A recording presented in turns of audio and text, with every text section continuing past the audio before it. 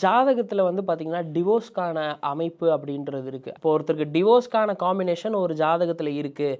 ஏற்கனவே நான் சொன்னேன், ரோகிணி உத்திரம் பூராடம் 1 4 7 இந்த பாவ சேர்க்கை இருக்குது அப்படின்னா அவங்களுக்கு டிவோர்ஸ்க்கான அமைப்பு பாசிபிலிட்டி இருக்குது. அவங்க அதிகவனமாக இருக்கணும் அப்படின்னு சொல்லி நான் சொன்னேன்.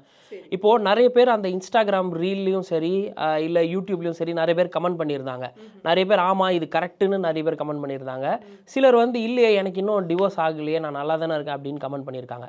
அந்த கொடுப்பனை இருக்குது அப்படின்ற பட்சத்தில் அது நடந்தே தீரணும்ன்றது விதி கிடையாது. நீங்கள் பொருத்தத்தை சரியாக பார்க்கல, நீங்கள் சரியான லைஃப் பார்ட்னரை தேர்ந்தெடுக்கல, ஜாதக பொருத்தம் நல்லா இல்லை அப்படின்னா தான் டிவோர்ஸை நோக்கி அது போகும். ஸோ இந்த பேசிக் புரிதல் மக்களுக்கு இருக்கணும். நடக்கலை அப்படின்னா ரொம்ப நல்லது. நீங்கள் பொருத்தத்தை சரியாக பார்த்துருக்குறீங்க, நீங்கள் சரியான லைஃப் பார்ட்னரை நீங்கள் தேர்வு பண்ணியிருக்கிறீங்க அப்படின்னு அர்த்தம். டிவோர்ஸ் ஆகுது அப்படின்னா நீங்கள் பொருத்தத்தை சரியாக பார்க்கல அப்படின்றது அர்த்தம். அதே மாதிரி பொருத்தம்னோடனே இன்றைக்கி எல்லாருக்கும் தெரிஞ்சது வந்து 10 பொருத்தம் தான். 10 பொருத்தத்தை தயவு செஞ்சு பொருத்தம்னே சொல்லாதீங்க. நான் பல இன்டர்வியூவில் நான் சொல்லிக்கிட்டு இருக்கேன். 10 பொருத்தம்ன்றது ஒரு நட்சத்திரத்துக்கும் இன்னொரு நட்சத்திரத்துக்கும் பார்க்குற பொருத்தம். அந்த 2 நட்சத்திரமுமா கல்யாணம் பண்ணிக்க போகுது. குணம்னு ஒன்று இருக்குது, மன பொருத்தம் இருக்குது, எவ்வளோ விஷயங்கள் பார்க்க வேண்டியது இருக்குது. அது எல்லாத்தையும் சேர்த்து டோட்டல் ஜாதகத்தை தான் நம்ம பொருத்தம்னு சொல்கிறோம். வெறுமனே 10 பொருத்தத்தை பொருத்தம்னு யாருமே சொல்ல வேண்டாம்ன்றது என்னோட சஜஷன்.